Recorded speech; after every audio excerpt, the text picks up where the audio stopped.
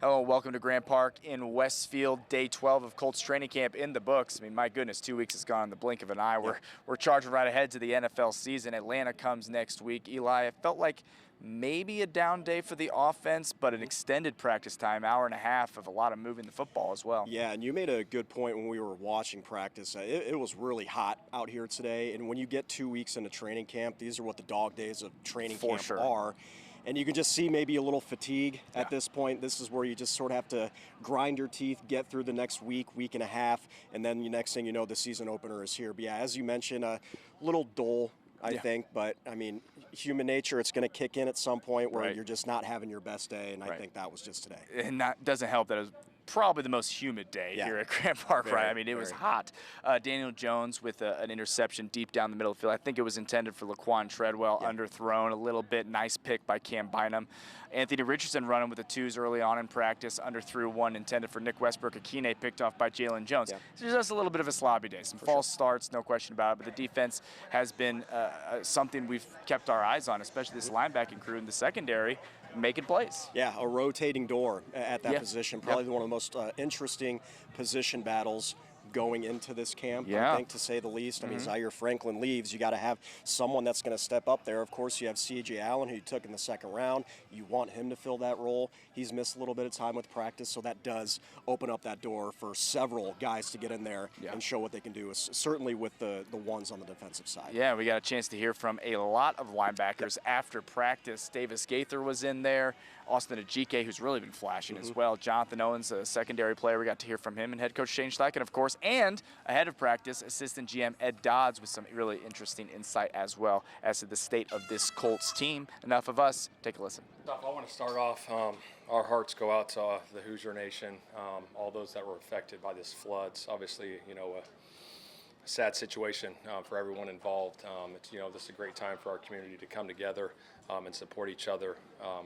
Obviously, shout out to the Irsay family, the Colts organization, the Pacers coming together and donating money financial to the American Red Cross for all those families and just the community coming together during this time. So, wherever you guys are. Coach, how would you sort of categorize the state of the defense? A lot of new guys. How is it all fitting into place so far? Yeah, it's coming together nicely. I like where our guys are at. From a mental standpoint, I think they're taking heart to lose playbook, making plays. Day in and day out. The secondary's in a good spot.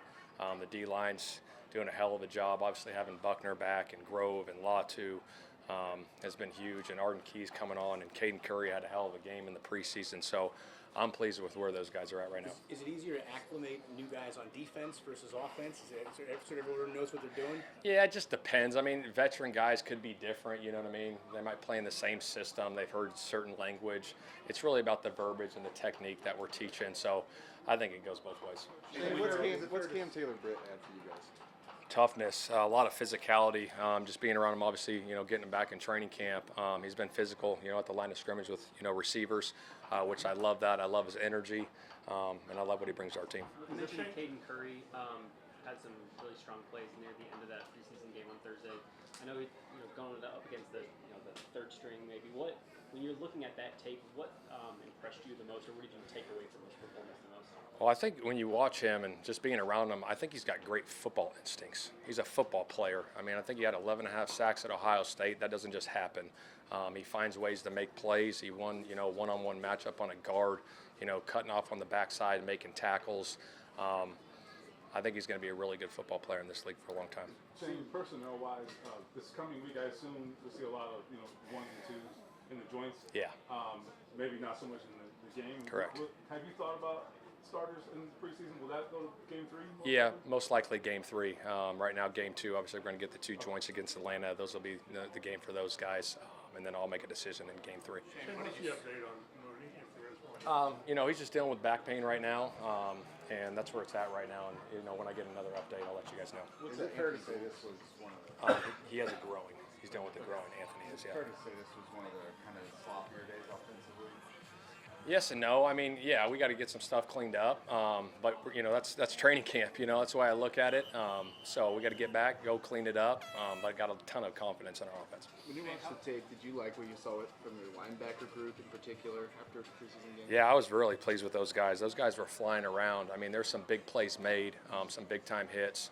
I go back to the Bryce Betcher hit. When they ran the toss crack, and it really started with Gums on the outside, setting an edge, and then Mekhi Blackman coming up and Bryce hitting the hole and making that tackle for loss was a huge play in the game. CJ Allen now is back Yeah. in that unit, back to practice today. I know he's missed some time.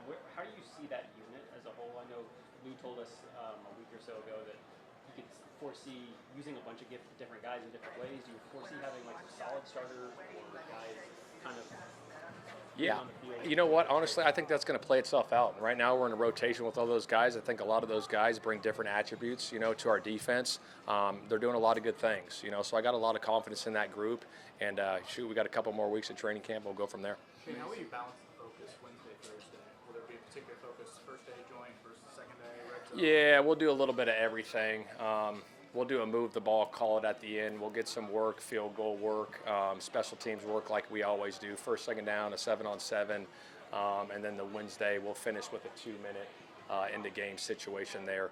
So I'm excited. I'm looking forward to Atlanta coming in to get some good work. What do you expect, Alec, for either of those two days? Not right now. What's the So what do situation? you expect? What is the story with Brian? I guess Brian Mason. Yeah. I think I assume he's got surgery or something. Or I don't know. I don't know. It's pretty tough. Obviously, he's back out here in a brace. I think right now he's going to let that thing heal. I mean, he had some serious injuries, which is wild. But he's going to be up in the box these next 2 preseason games just for cautionary reasons.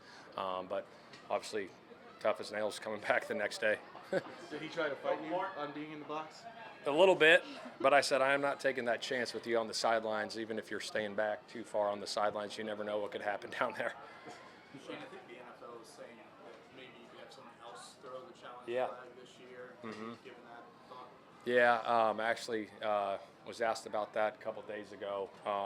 I did think about it. I think it's a unique situation just because, the guy that's up in the box for me, I just said this, I'm repeating myself from the other day, but, catch, no catch rule, if the head coach is giving the okay to the guy that's on the sideline, you might burn 2 extra seconds doing that. Like, hey, you want to challenge it? And I say, yeah, and then finally he takes it out and throws it. You lose valuable seconds there, and you might not get the challenge flag down in time. So I look at it like that, and on the flip side of it, I think that if you have it the other way, the guy up in the box and the guy on the sideline, obviously that maybe the head coach and the communication and the trust is so on point that you say, hey, all right, if you see it and we want to challenge it, that guy on the sideline that's not the head coach better throw it quickly, and you got to trust, because if not, and that challenge is thrown and it's wrong, that's, it's on the head coach anyway, so might as well be the one throwing it. DJ Giddens, I know, has been out nursing a hamstring injury. Is he any closer to getting back on the field? He's working. We got him back into some walkthrough stuff today, and that's where it's at right now. How do you kind of balance, like, Seth and Ulysses are doing really, really well since DJ's been out? Yeah.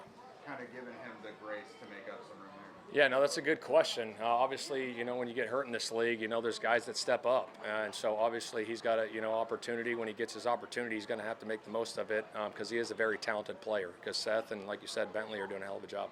What lessons did you kind of get after watching the tape the other night? From the game? Yeah, from the game. Sorry. Yeah. Sure. One thing I probably learned just working on some more just beating the chipper. That's one thing I learned about myself. I need to definitely work on just beating the chipper, just to be a little bit more effective in that part. Like, okay, I'm getting chipped, now I got to be also effective in the rushes. It's like you don't want to just say I got chipped, and that's the end of your rush. Right. We always hear about the speed of the game being different, from college to the NFL. I know it's preseason, but did you notice that, and did you feel like you adjusted well to it? I feel like it was like regular speed for me. I feel like the SEC pretty much got me prepared for the NFL. Like the speed is pretty much similar. The size and speed is pretty much the same to me. Your camp so far, what sticks out for you? Something probably that sticks out for me, just my ability to just get in the playbook and just just be detail oriented with the plays and just staying focused on that, mainly just taking it day by day and just staying in my playbook. So when I get my chances out there, I don't go out there and bust. That's my biggest focus right now. You're here to be a pass rusher, obviously, big picture, but when it comes to like special teams, how do you find yourself really sinking into that a little bit? I definitely feel like I'm getting more comfortable in it. I'm taking my time day by day with it. I know that's gonna be a big part of my career, especially now since I'm a rookie. I just gotta take special teams and take it how I approach everything else. I brand myself as a high effort player that play violent. I feel like if I could just bring that to special teams, that'd be good. What's been the thing that's, I guess, pleasantly surprised you about your play so far? I'll probably say just me being me, like I said, just still being a violent, high-effort player. I still feel like I go out there and fit up blocks even at the NFL level, so I kind of feel good about that. Did you work with anybody between the end of off-season and now on pass rush stuff this summer? Yeah, I worked with there's a pass rush trainer, Chuck Smith, up down in Atlanta for a little bit, so I feel like they definitely honed a couple of my skills. Is that who you've always worked with, or is that new? That's pretty new because I pretty much just stayed at my school for most of the time during all season just to work at my school and do my own thing. What was Chuck's message to you about you as a pass rusher? Pretty much, he just telling me just work on the smaller things, get off important, the core things to pass rush, get off, bend and just defining your moves for real, just when you get your chance, you got to do it. Once you see you got your one-on-one rush, you got to take your chance and win. Have you learned some new, I don't know, technique-wise? Have you learned some things out here or tried to develop some new techniques or anything like that? Or? I feel like more so my thing is just taking what I like to do and then just critiquing it to the point where it get better. I wouldn't say I learned something brand new because football it's not once you start playing football for a while it's not so much you can we do the same moves since the 1980s, same cross shot, same stab club. It's just like getting better with your hand placement. Where I want my hand to be. What when I'm keying to his arm, or I'm trying to get his wrist or his elbow. I'm trying to get to the shoulder pad. Just being more detail oriented when it comes to that aspect. Those details matter a lot more out here than they do. Yes, college, no doubt. Watching college, yes, it'd be one possession, but here it's you'll probably say in your season of college it'd be 12 plays that be make or break your season. I feel like it's way more in the NFL. It'll be the margin of error is so small here. It's just one small detail. Just because you didn't smother the shoulder on the flat route and he got a first down when you was supposed to, that could be the game right there. They got a first down, they're gonna take a knee. Just something small as that. So you just got to be very detail oriented when you pretty much doing everything in the league. Going from training camp into joint practices and everything, is there anything you took from just going against your own team for a couple weeks, going against the Patriots that you want to apply now to Atlanta this week? I'd probably say just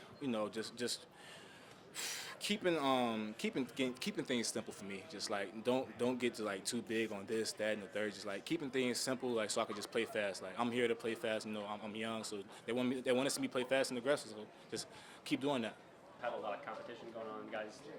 Kind of switching out for a lot of first-team reps the last couple weeks of camp. What is special about this group that you guys have there? I just think they did a great job up front of bringing in guys that are ready to compete.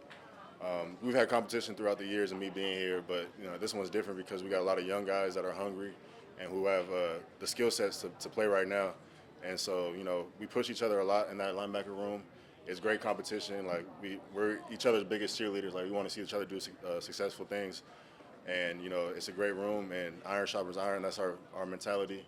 And, yeah, we come every day knowing that we got to compete because the next guy behind us is trying to take our job. What's going to surprise people about the Colts defense this year? I think, it's not surprising to us, but it may be surprising to others is the level of physicality that we're going to come and bring. And, for us, that's a non-negotiable. That's one of the pillars of our defense is being physical. And, we had spurts last year of it, but as a whole defense, that's our identity. It starts with that. And as a linebackers, that's where we hang our hats on is the ability to be physical and assert our dominance to the other team. You've seen a lot of new faces walk through the door, and now it's all acclimating. How do you think it's all fitting together? I think it's fitting together well. I think, we got a lot of, like I said earlier, a lot of people that are hungry for opportunity, a lot of good football players who know how to play the game, who are really coachable, who want to compete, and it makes it challenging because, like I said, you can't really have a bad day because everybody's hunting and everybody is looking for their chance to move up on the depth chart, and that's how it's got to be. That's what's going to allow us to put the best competitive advantage forward for the fans, for the organization, and for the team. You mentioned the young guys in that linebacker room. CJ Allen, right now, missed some practice with his injury back today, and then Bryce Betcher. What particularly stands out about those two guys that has really impressed you so far? I mean, they're both good in different ways. Bryce is just he's a natural football player. I mean, he's super physical. He loves the game. He loves to run around. He brings juice and energy every day. I sit next to him in meetings, and you know he's over there just like I read his notes sometimes, and sometimes they make me laugh because he's just young and hungry. And CJ, you know, he's great in his own right. He has a little bit of an old soul. He's more laid back, but when it's time to go, like he goes. And you know, them two, they really feed off each other. And then on top of that, I mean, Wes Weeks and Taj, you know, those are guys that are good too, and they can play for us too. Devin as well. So you know, it's a deep room, and I love to see where everybody stacks up. What's it do for your confidence that, you know, a lot of defenses have 2-3 starters and it's kind of static, but with Lou and Coach Betcher, there could be like 4 or 5 of you that play a ton of snaps this year. Yeah, I mean, confidence I think is the most important thing for any position. You got to have self-belief because if you don't, you know, the game is too hard for you to be doubting yourself. If you don't believe in yourself, then you know you're not giving yourself the best advantage possible. So for me, that confidence is, like I said, non-negotiable. Like it needs to be there no matter where we are. But at the same time, when you're getting first-team reps and when you're getting coached hard, but you know there's high expectations, and it's you know it makes you feel good and it does give me confidence. So. You know, Coach Lou and Coach Betch have been doing a good job of instilling that in me. And, you know, I got to keep taking steps forward and becoming the player that I know I can be. Competition on the back end shaping up just generally right now? It's going great, man. We got a lot of guys. A lot of guys can make plays. A lot of people can play. And honestly, it brings out the best in you every day just because you really want to put your best foot forward every day. You know what I mean? Just everybody's pushing everyone, you know. But at the same time, we hold everybody accountable. We've just kind of started something where we just like have our accountability board. If you mess up with something in practice, it's just something where you know nobody's sensitive. It's just it means more coming from the players, you know what I mean, than the coaches all the time. So you guys point out the mistakes. Oh yeah, I mean the coaches obviously gonna have their coaching points, but if we see it on film, it's like jokingly, but it's all love at the same time. But just everybody wants everybody to play their best. So what happens if you make the board? What happens? What happens to make the board? What happens? Is there punishment? Nah, I mean, this is like an internal thing. You know what I'm saying? I can't give out y'all a lot of juice, but it's just like a little competition within all of us. You know what I mean? But at the same time, like it means more, like I said, coming from your peers than all the time you just hearing it from the coaches. So I just feel like it makes everybody better. Really broad question, but I mean, what do you think your role specifically is? In all of this? I feel like, man, I'm coming in bringing a different energy. Just than I guess what they had last year, you know what I'm saying? I'm a different person, than whoever they had. And I have a lot of experience, this is my 9th year and I've been a bunch of different places, so I'm giving a different perspective to the coaches, the players, like players that have only been here, you know what I mean? And special teams as well. I'm a dog on special teams, so whatever the coaches ask me to do, man, more you could do. That's pretty much been my career, so. I know Brian Mason mentioned that you might slot in that personal protector role on special teams. Is that something you've done on special teams before? I love it. Absolutely. I just feel like you're pretty much the captain of the special teams in a way, and I just like having that, everybody listening to my calls, and you just pretty much running the show, and that takes a lot of trust from the special team coach to have you there, and I just love that accountability. I love that pressure, and I just consider myself a third gunner when I'm running down there, especially. So I'm just trying to go in and do whatever I can to make the team better. That perspective you just mentioned, the more you can do in understanding your place and staying power, is that something you share a lot with your younger team? Of course, and I mean they see it from me every day. Like I said, my pride on special teams. Like I don't regardless who's going with the 1s, 2s, 3s. Like when we get the special teams, like it's that same energy, it's that same effort from me always. So I just feel like that energy is contagious, and anytime you step on that field, you're a starter in whatever role it is, and that's just the perspective I love to input, especially with the younger guys like AJ, and him being able to see that and see that I'm year 9 and I'm still doing all of this, you know what I mean, and I'm doing it at a high level, so I feel like it's good for everyone to see. What sticks out about AJ so far? Ball skills, that's the biggest thing I notice, just because we always doing work, extra. Ball skills are great. He's smart. You know, obviously it's like levels to the NFL and college, but definitely a lot carried over. But that's the one thing I think he's going to just impress a lot of people with, man, his ball skills. He's dude got hands. Looking ahead to joint practice this week with the Falcons, what are some of the goals that you guys have, things you'd like to accomplish this week? Just continue to build our culture and just keep building off the practices. Obviously, we're going to get some good players in here, you know what I mean? So just be another good measuring stick for us, the secondary, up front. You know, they got running back, they got receivers. So, man, we're excited. And that whole secondary unit, playing with Sauce Gardner, what sticks out to you about him as a player, as a leader on the field, off the field? Sauce is very vocal, even in the walkthroughs. He's always talking, leverage, you know. And he's just sometimes younger guys seeing that and just seeing someone who has, you know, gotten to that second deal and just being so vulnerable, talking to everybody, just like he's just one of the guys, you know what I mean? And it's no, because he made it so far in this aspect of his career, is not, you know, no one acts like that. It's just that's the one thing I say, man. But his length, like press man, like his twitchiness, man, it's be very exciting to play with Sauce. You talked about the journey you've kind of been on and taking pride in doing all this like dirty work. Was there anybody in your career early on that you looked at and was like, okay, this is where I can learn, and now you look up and you're that person? I mean, I've actually had a lot of vets that I've played with, man. Mike Adams was one. I was with him when he was, I think Mike was year 16, my second year when I was in Houston. And I've had Mike Thomas, who's another guy that, like a reserve safety. He actually played for Lou, Cincinnati, Miami. Special teams, he would come in dime packages, and you know, I'm just young and like don't really know his story, but like the older I got and seeing, you know, he was in his 10th year whenever I was in Houston in my 3rd year, you know, and I just never took those like conversations we had, just learning from those guys, and he was a PP as well, Mike Thomas. So that's one thing I say, man. There was definitely a couple vets stood out to me. Is this kind of a unique situation at linebacker? Like, there's been several of you guys cycling through with the ones. What's that been like for you, and what kind of opportunity is ahead? I think it is to get everybody like a feel with like playing with different guys. I mean, this year 7 for me, so I'm used to rotating throughout camp because of injuries and stuff like that. But just to get guys like, we got a bunch of young guys, so one, they need to catch up on speed because the season's coming. So just get them up to speed, getting them playing with different guys, and really just making them communicate. I mean, if they in with me, it's like it's a little bit easier just because I've been an assistant for a long time. So just giving them a chance to like be out there beside each other, communicating, making all the calls, and just building up that confidence, that leadership for the young guys. What is the competition like in that room with a lot of those young guys that are fighting for time? A couple of them rookies. I mean, they're doing a good job. I mean, it's definitely a competitive group. The guys, they play hard, they play physical, and they just got to keep building, keep learning. Does it feel like you're the old guy in the group? I mean, because you are. Yeah, I mean, see, he's really old. Experienced guy in the room. Yeah, I mean, CJ, I mean, he just now turned 21, so I'm like, dang. And some of them guys coming in the league 24. I mean, so it made me kind of young. I mean, I'm only 28, but like you said, experience-wise, I've been in the league 7 years, so definitely them guys coming in 1, 2.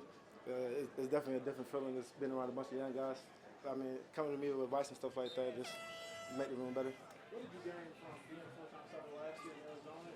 Maybe you can share with us. This experience. I mean, the more you're out there, you just going honestly just keep learning the experience, like formations. I mean, a lot of times offenses kind of piggyback off each other. It might change up based off motions or it's disguising it, but that experience, just being out there full time, you're just seeing it, things just come to you a little bit better.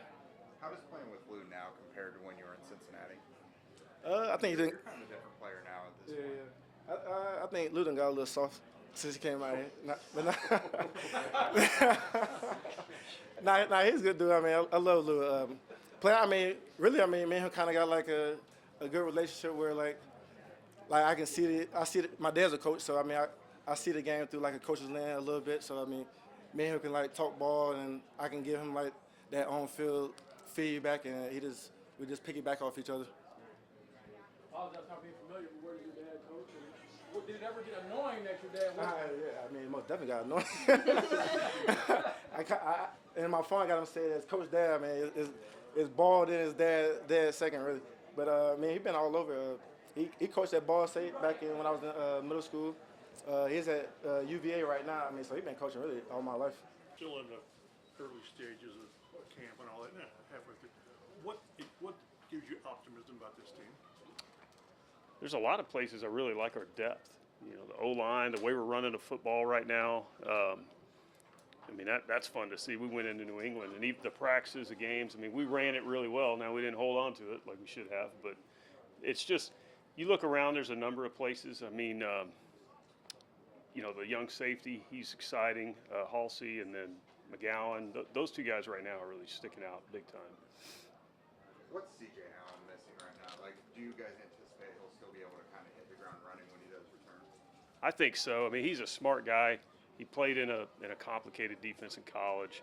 So, I mean, he's still in all the meetings. Now, yeah, it kind of hurts missing some of that live. Everybody likes to do it real speed, you know, but, I mean, as soon as he gets back, he's just going to have to or really rely on all those mental reps he's been getting and hit it running. But I know he's busting his butt trying to get back, and he's close. You mentioned Halsey and McGowan. What stands out to you about those two? I mean, the same things we saw in the draft, really. I mean, they're both, even though it's totally different positions, right? They're both really tough, they're really physical, and they can both run. They're fast. What have you made of, what's been your perspective of Daniels just recovering, how he's looked early on in camp, the way he's moving around? I mean, he did an incredible job rehabbing, the same with our medical staff, because it doesn't, I mean, there's him and then Wally, like, you're like, what happened? Did anything ever happen to him? Right. So they both look like they did previous. When you look at wide receivers, how do you prioritize traits? I think it's like, you know, I've always looked at it like putting together a basketball team, right? You got those different body types and sizes. Like you got a point guard, which, you know, Josh Downs, you know, and then you got a small forward, a power forward. I mean, that's what you're trying to do because there's different plays for every guy. They're scheming it up for different people and different situations, and you want to have those different body types and not just all the same guy. Does a proven depth at that position bother you, concern you? I mean, we're going to keep looking, but the guys, you know, like Nick's played a lot of football, Westbrook Akine, and then Tread has been around a long time, and I know, you know, first-round pick, it probably hadn't been the career he's hoped, but we're counting on those two guys to come in and contribute, and then, I mean, we're going to keep looking too, just like we always do. So free agent is still possible. I mean, obviously Keenan Allen's still out there. It always is. How do you feel about linebacker just kind of evolving right now, that position generally? Well, going back to CJ, when he gets back, that'll make it a little more clear. But there's guys like, you know, Austin. You know, he's always had the athleticism, but like the game just seemed fast for him for a while. Now it looks like it's really slowed down.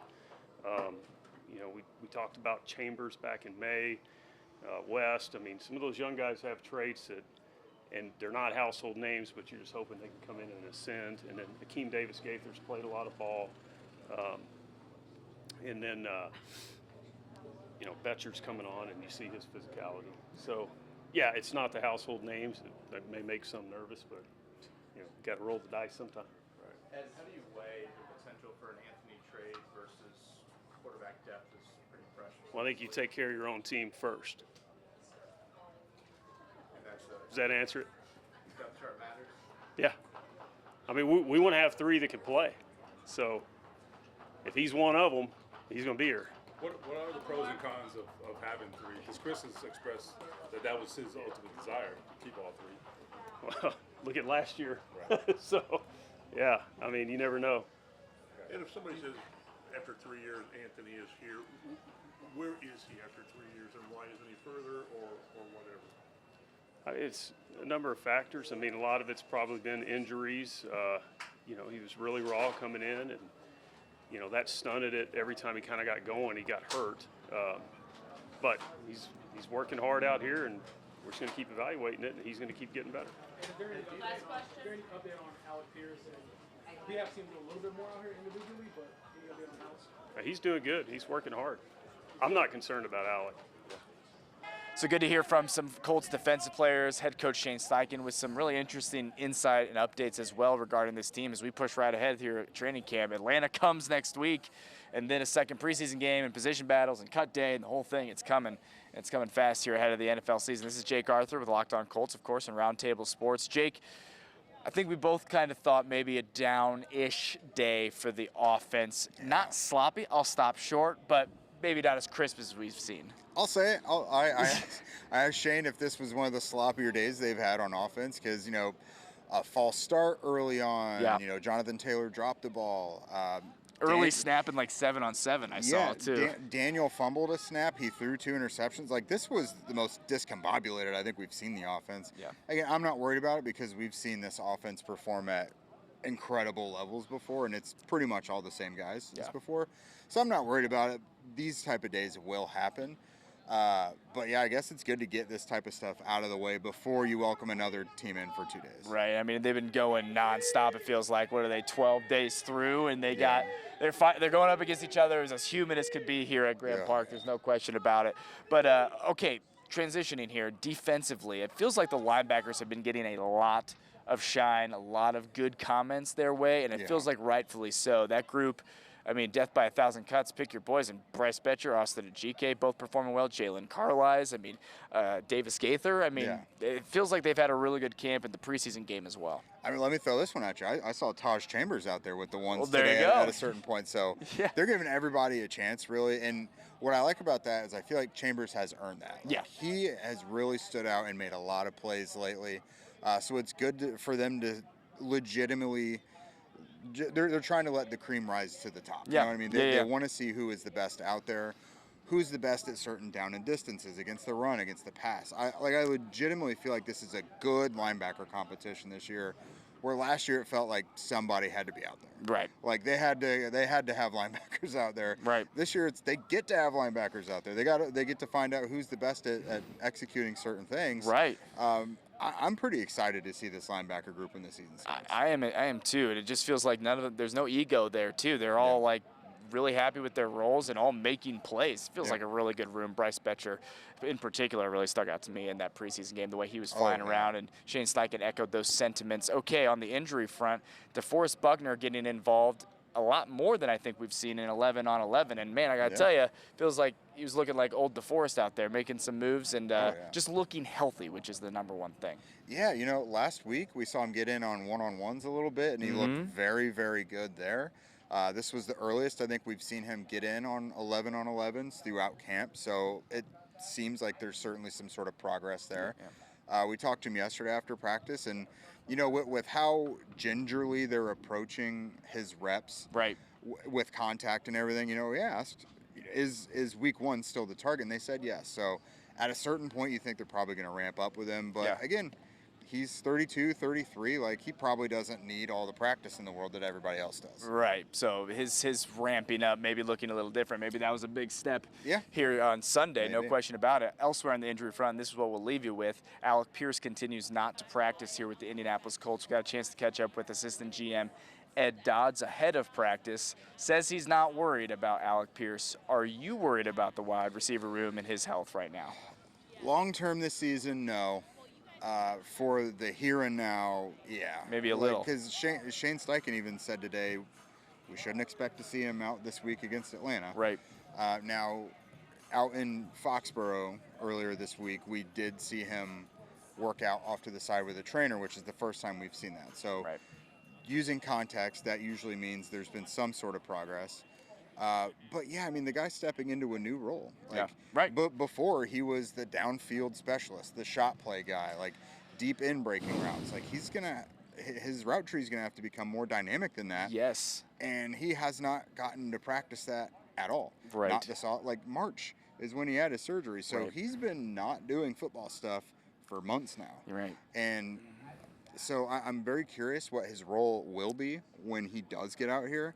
Do they lean into the stuff he knows and is comfortable with, and then kind of pepper in the Michael Pittman Jr. of it all? Exactly. Like, I'm just curious to see how it goes. Again, over the course of the season, I'm not worried, but like this receiver core is not killing anybody right now. Like, they need him out here. Absolutely.